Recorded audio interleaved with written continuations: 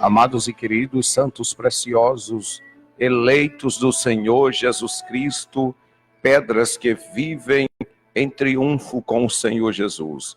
Graça e paz, mais uma tarde abençoada em Cristo Jesus, aonde iremos levar a mensagem do Evangelho da Graça aos corações que nos ouvem agora. O tema desta tarde é um poder enganoso da parte de Deus. Lembre-se, um poder enganoso da parte de Deus. Abre o teu coração para esta palavra agora.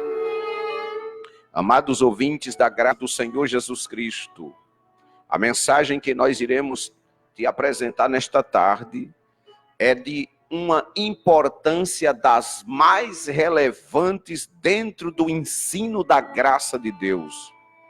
Deus trabalha com dois tipos de poder.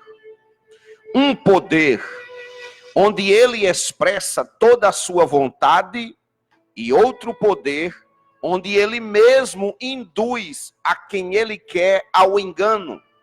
Não se assuste, pois todo o poder é divino, seja ele qual for.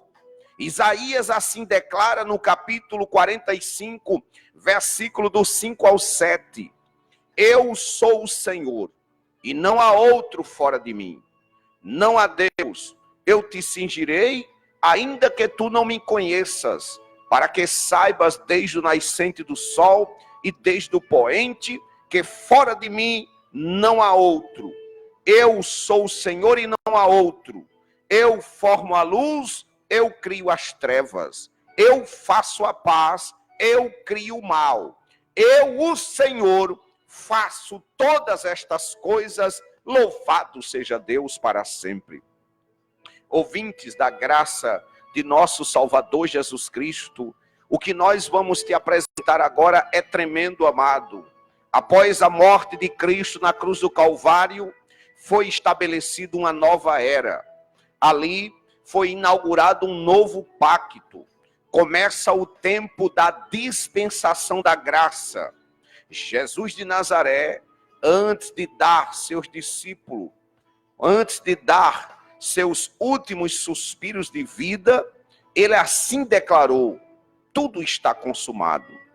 Ou seja, cumpriu sua missão, destruiu o diabo, aniquilou o pecado, deu fim à lei de Moisés, reconciliou os céus e a terra e foi para o céu. Porém, o que surge após a sua morte deu evidências de que os que estiveram ao seu lado, os seus apóstolos, os seus discípulos, homens preeminentes e influenciadores em sua época, eles não entenderam este sacrifício, pois estes continuaram com as mesmas práticas judaicas, inerentes à lei de Moisés.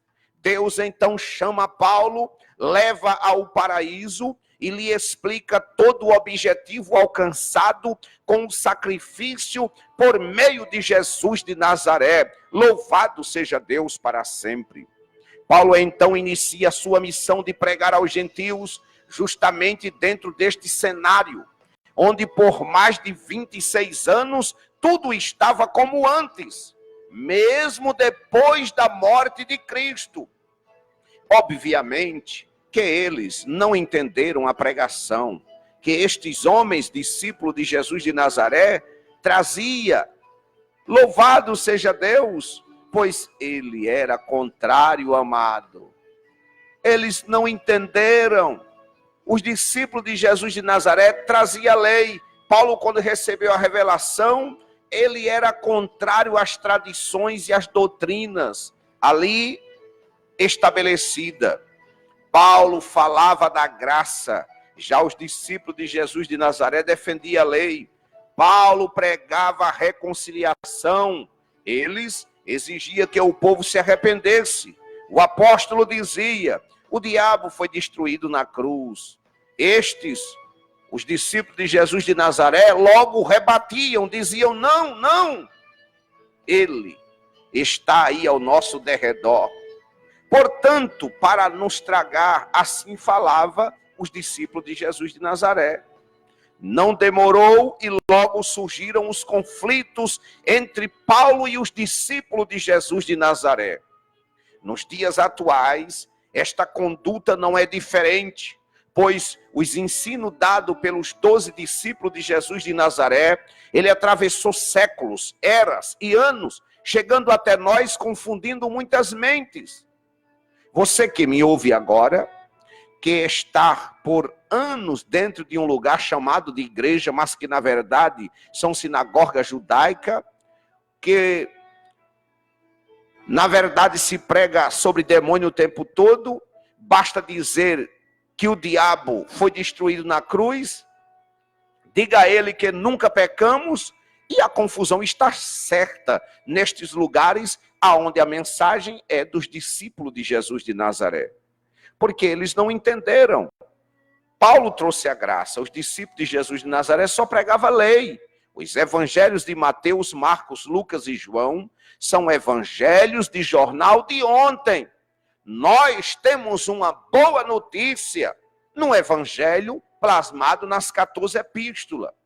Amados, mediante a estas atitudes de rechaço à verdadeira verdade esclarecida por Paulo, o evangelho da incircuncisão se manifesta ao que iremos tratar agora nesta mensagem.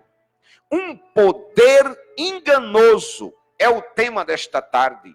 Diz a Bíblia, 2 Tessalonicenses capítulo 2, versículo 11. E por isso Deus lhe envia um poder enganoso para que creiam na mentira. Observe que é Deus que permite todas as coisas, inclusive o poder enganoso. Notem bem, leia com atenção. Está escrito que Deus é quem envia a operação do erro. Como descreve algumas versões, não é o diabo, é Deus. Ele induz aos que rechaçam a verdade e a crer em quê? A crer na mentira. Se você não crê neste evangelho, se você não dá crédito à palavra da incircuncisão, está escorrendo um sério risco de Deus te enfiar na mentira. 2 Tessalonicenses 2 e 12 diz a palavra: para que sejam julgados todos que não creram a verdade, antes tiveram prazer na iniquidade, diz a palavra do Senhor esta tarde. O que vem a ser iniquidade, pastor? É quando Deus estabelece uma autoridade e alguém se rebela contra ela. Isso torna o transgressor um iníquo. Deus estabeleceu a Paulo para trazer um evangelho diferente do que era apresentado pelos apóstolos.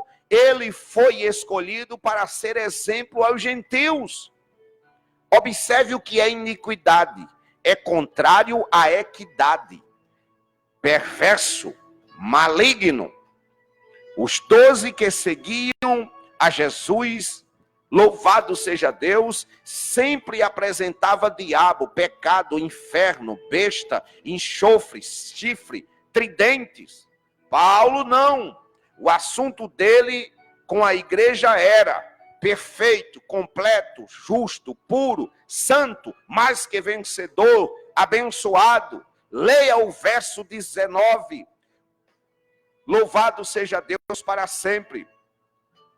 Aliás, o verso 12 novamente, Paulo descreve que ali havia pessoas que tinham prazer em estares metidos na mentira.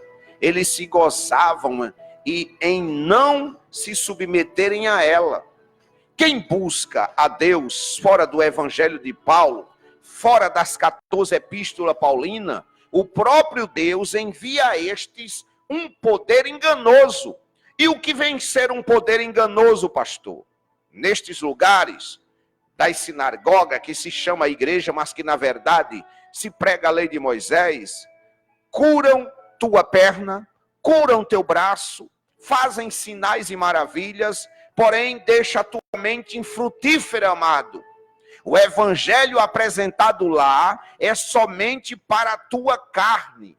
Ele jamais alcançará o teu interior, o teu espírito. Jamais trarão uma palavra que mudará a tua mente para sempre. O poder enganoso tem a propriedade de mostrar-nos que aquilo que estamos vendo seja verdade, e nem sempre é o que se vê é verdade, amado. Nem sempre o que se vê é verdade. Aqui eu quero uma advertência que eu citei há pouco no meu Facebook, né? Não busque a verdade por sinais. O povo gosta muito de sinais. Eu quero ver o poder, eu quero sinal. Quem pedia sinal era o povo judeu, amado. Mas sim, busque a verdade por aquilo que se fala. Porque a Bíblia diz que a boca fala daquilo que o coração está cheio. Quer ouvir o coração de alguém? Comece a ouvir o que ele tem a dizer. Então, nunca busque a verdade por aquilo que se faz, mas por aquilo que se fala. Um cristão que esteja na verdade se conhece por aquilo que se fala, amado. Se de seus lábios sai uma confissão que está em linha com o pacto da graça, respeite-o. Porém, se da sua boca sai apenas condenações, injúrias, juízos, vindouros, intimidações, imediatamente afaste-se desse. Como pode um cristão do novo pacto viver em queixas o tempo todo, em lutas, em tribulação, clamando misericórdia, fadigado, em lamúrias? Estão todos os dias nas chamadas igrejas, falam em Deus, professam milagres e poder, porém o poder que está operando ali é um poder enganoso. Tira-te dos vícios, cura seu corpo físico, mas a mente está oca. Desconhecem a verdade do evangelho, da graça de nosso Senhor Jesus Cristo, que é o que produz a salvação. A maior evidência que temos de alguém que esteja num poder enganoso é quando falamos destas palavras. E logo você vê a reação em seus questionamentos. Cuidado, isso é do diabo. Cuidado, isso não é de Deus. É assim que eles falam. Amado, onde começou isto? Qual a origem deste poder enganoso? Vamos às evidências práticas de um poder enganoso. Estamos depois da cruz do Calvário. Ali houve uma divisão. Porém, todo o sistema religioso ficou antes da cruz. Eles crêem em diabo, inferno, pecado, lei de Moisés. Porém, tudo isso se extinguiu quando houve o derramamento do sangue, amados. Os versos que eu vou mostrar agora, o porquê de tantos ainda estarem num poder enganoso.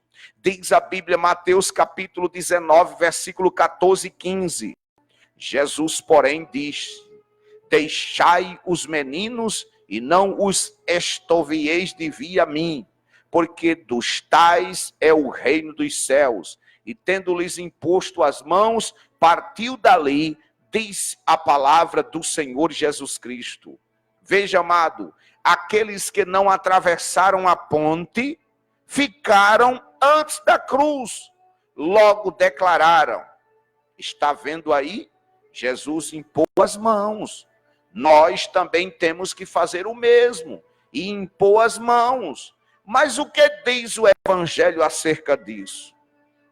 Paulo diz em Hebreus 6, do 1 ao 2, por isso, deixando já os rudimentos da doutrina de Cristo, prossigamos até a perfeição, não lançando de novo o fundamento de arrependimento de obras mortas e de fé em Deus e da doutrina do batismo, da imposição das mãos, da ressurreição dos mortos e do juízo eterno, diz a palavra.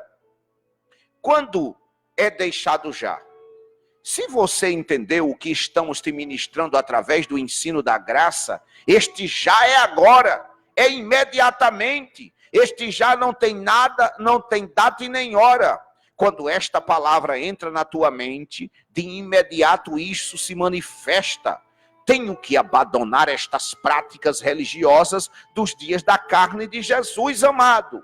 O mais sério é que vemos nesta afirmação de Paulo, é que temos que deixar o quê? Os rudimentos da doutrina de Cristo. Não diz aí que temos que deixar as práticas demoníacas, ocultas, satânicas. Está te falando o seguinte: não imite aquilo que Cristo fez, pois se assim o fizer, estará invalidando tudo aquilo que ele fez por nós. Eu tenho dito sempre aqui nas outras mensagens que cristianismo não é imitar Jesus de Nazaré. Quando se imita Jesus de Nazaré, isto é sinônimo de judaísmo. Jesus de Nazaré era judeu e nos dias da sua carne estava apenas cumprindo a lei. E aquilo que foi cumprido, não há necessidade de se cumprir. Por isso ele é o fim da lei, Romanos 10:4. Amados, se você tentar imitar Jesus de Nazaré, tu vai cair em apuro. Qual é a ideia de você imitar o que ele fez? Querido, se fosse assim, ele não precisaria ter vindo aqui. Bastava falar na boca de um profeta e nos dar as diretrizes. O verso é claro. Parem com este assunto de arrepender. Não diga mais que você tem fé em Deus. Fé em Deus, até o diabo tem, amado. Hoje você tem a fé de Deus em teu espírito. Você tem a fé de Deus em teu espírito e não fé em Deus. A tua fé é de Deus e está em teu espírito. Não pratique mais o batismo. Não coloque mais as mãos na cabeça de ninguém. Está claro tudo isso. Enquanto continuarem com estas práticas, vocês nunca chegarão à perfeição. Importante, quem deu estes conselhos a Paulo foi o próprio Deus, amado, que falou isto.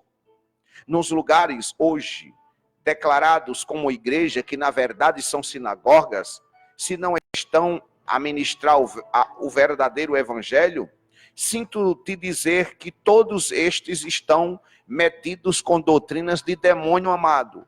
Diz a Bíblia em 1 Timóteo 4:1, mas o Espírito expressamente diz que nos últimos tempos apostatarão alguns da fé, dando ouvidos a espíritos enganadores e a doutrinas de demônio. Amado, Paulo deixa claro o que vem ser doutrina de demônios. São pessoas que apresentam condenação o tempo inteiro na igreja, pessoas que falam mentira, pessoas que trariam proibição dentro da igreja, produzindo um ensinamento que seria exclusivo para a carne, sacrifício, penitência. Querem ver? Versos 2 e 3 de 1 Timóteo, capítulo 4, versos 2 e 3, Paulo diz: pela hipocrisia de homens que falam mentiras, tendo cauterizado a sua própria consciência, proibindo o casamento e ordenando a abstinência dos alimentos que Deus criou para os fiéis e para os que conhecem a verdade, a fim de usarem deles com ações de graças, diz a palavra do Senhor Jesus Cristo. Você conhece algum lugar chamado igreja que proíbe aos seus sacerdotes se casarem? Ou algum outro lugar que obrigam os seus fiéis a praticarem jejum? Você que me ouve esta tarde, conhece algum lugar, em alguma igreja que diz não comam a carne de porco? Essa semana só pode comer peixe, e por aí vão, amado. Um verso que lemos, o apóstolo qualifica estes homens como hipócritas e mentirosos. Porque são hipócritas, pastor? Porque ensinam a não fazer, quando na verdade eles assim o fazem, diz a palavra. Vamos a outro exemplo que hoje os chamados cristãos seguem pelo fato de quererem imitar a Jesus de Nazaré. Mateus 8, do 31 ao 32, diz a palavra: e os demônios rogaram-lhe dizendo: se nós permite, louvado seja Deus. Queremos entrar naquela manada de porcos. E ele disse-lhe: ide.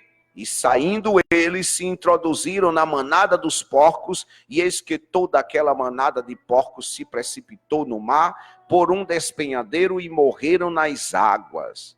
Temos aqui um episódio onde Jesus de Nazaré está expulsando demônios, os daimons. A grande questão é que Jesus de Nazaré, amado, está ali antes da cruz. Louvado seja Deus para sempre. Depois que ele sobe a cruz e derrama seu sangue, louvado seja o nome do Senhor para sempre. Até a forma de operação dele muda. Um homem chamado pastor, que sobe em um púlpito e joga isso sobre a igreja, ele está apresentando aos que o ouvem doutrina de demônio, amado. Quando nós acusam de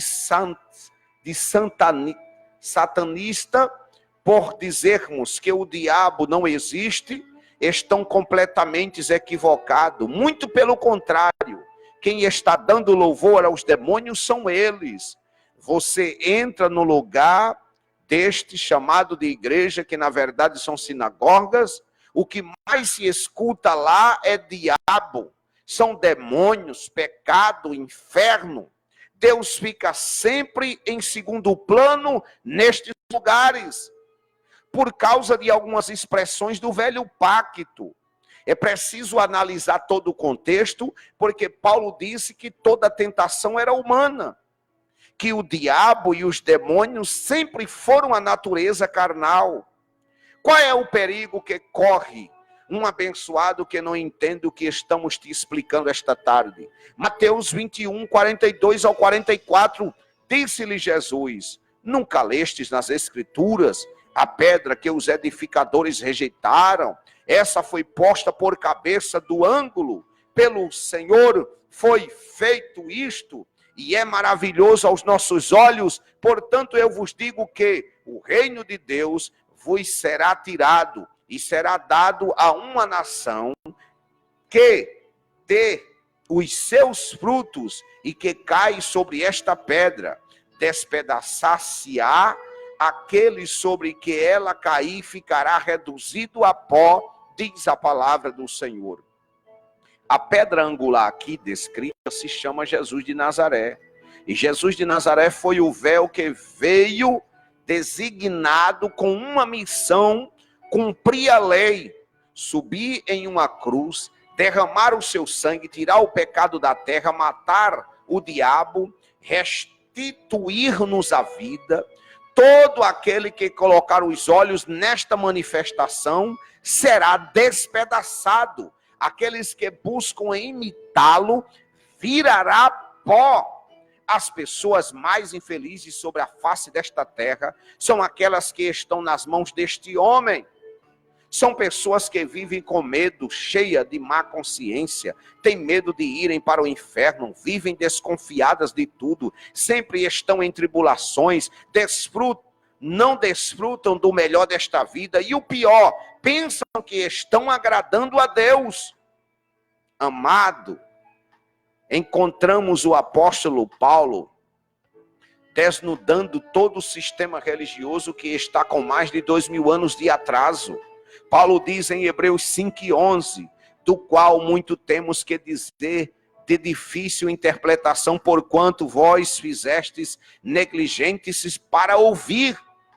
Paulo está escrevendo a uma igreja que por 30 anos viviam abraçados com os apóstolos de Jesus de Nazaré, com a lei de Moisés e com Jesus da Galileia. O recado é dado de forma incisiva. Eu ainda tenho muitas coisas para explicar-lhes, porém é difícil para vocês entenderem. Mas por que é difícil de entender, pastor? Devido ao fato de terem sido negligenciados para ouvir. Outras versões bíblicas relatam: foram tardios, demorou muito para esta informação entrar em seus ouvidos. A história se repete nos dias atuais. Paulo diz em Hebreus 5:12, porque devendo já ser mestres pelo tempo, ainda necessitais de que se vos torne a ensinar quais sejam os primeiros rudimentos das palavras de Deus, e vos haveis feito tais que ainda necessitais de leite, e não de sólido mantimento. Quantos anos faz que você está metido nestas mentiras? Você que me ouve esta tarde. Jejum, batismo, santa ceia, vigília, paga dízimo, paga preço, paga voto, acendimento de velas, reza, terço, pagar promessas, botar a mão na cabeça, tirar a mão da cabeça, faz campanha, faz corrente. Já era para serem mestres, Paulo disse. Temos que te ensinar que tudo isso é rudimento, amado. Toda essa lista que te colocamos aí, e depois que aprendes, joga tudo fora, amada. Deleta isso da tua vida. A chamada igreja hoje em dia está tomando leite. Tem crente agora, amado, que está com problema no intestino ouvindo essa palavra. Paulo os chama de criança. Abençoado. Crer no diabo é como crer em um bicho papão. Crer no diabo é como crer numa mula sem cabeça. Crer no diabo é como crer na cultura brasileira, nordestina, no saci pererê. Amado, é crer num bicho da cara preta. Paulo disse em Hebreus 5,13, porque qualquer que ainda se alimenta de leite não está experimentado na palavra da justiça, porque é menino, louvado seja Deus para sempre. Agora você consegue imaginar um adulto ainda tomando leite? Como estaria este organismo? Assim estão os crentes da lei me ouvindo agora. Na idade de comer comida sólida, ainda está na papinha.